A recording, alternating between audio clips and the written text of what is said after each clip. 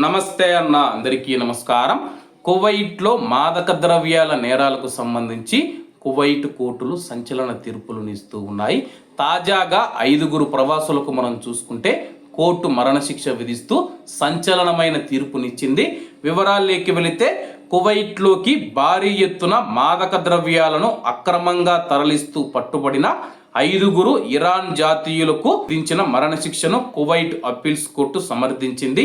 దేశ భద్రతను, యువత భవిష్యత్తును ప్రమాదంలోకి నెట్టివేసే మాదక ద్రవ్యాల మాఫియా పైన కోర్టు ఈ కీలక తీర్పునిచ్చింది.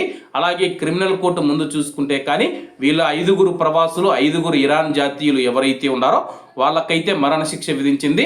అలాగే క్రిమినల్ కోర్టు తీర్పును సవాలు చేస్తూ వాళ్ళు అప్పీల్స్ కోర్టుకు వెళ్ళడంతో అప్పీల్స్ కోర్టు కూడా విచారించి అలాగే వాళ్లకు మరణశిక్షను అయితే సమర్థించిందనమాట. ప్రస్తుతం నిందితులు సుమారు 175 కిలోల మాదక ద్రవ్యాలను ఒక బోటు ద్వారా కువైట్లోకి తరలిస్తూ ఉండగా కోస్ట్ గార్డ్ పెట్రోలింగ్ బృందాలు వారిని అడ్డుకున్నాయి. సముద్ర మార్గంలో పట్టుబడిన ఈ నిందితులపైన స్మగ్లింగ్ మరియు మాదక ద్రవ్యాల అక్రమ రవాణా కింద కేసులు నమోదయ్యాయి. గతంలో కింది కోర్టు వీరికి మరణశిక్ష విధించగా నిందితులు అప్పీల్స్ కోర్టుకు వెళ్లారు. అయితే సాక్ష్యాధారాలు పరిశీలించిన అప్పీల్స్ కోర్టు నేరం తీవ్రతను బట్టి మరణశిక్షను ఖరారు చేస్తూ తుది తీర్పు వెలువరించింది. మాదక ద్రవ్యాల విషయంలో కువైట్ ప్రభుత్వం అత్యంత కఠినంగా వ్యవహరిస్తూ ఉందని చెప్పేసి ఈ తీర్పు ద్వారా మరొకసారి స్పష్టమైంది. కువైట్లో డిసెంబర్ 15వ తేదీ నుంచి గత ఏడాది కొత్త మాదక ద్రవ్యాల చట్టం అమల్లోకి వచ్చిన విషయం అందరికీ తెలిసిందే.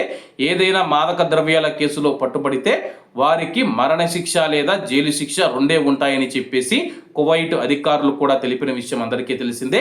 కాబట్టి కువైట్లో మన భారతీయులు ఎవరు ఇటువంటి చెడు మార్గాలలో వెళ్ళొద్దన్నా, ఎందుకంటే మనల్ని నమ్ముకొని మన యొక్క కుటుంబం ఇండియాలో మన రాక కోసం ఎదురు చూస్తూ ఉంటుంది.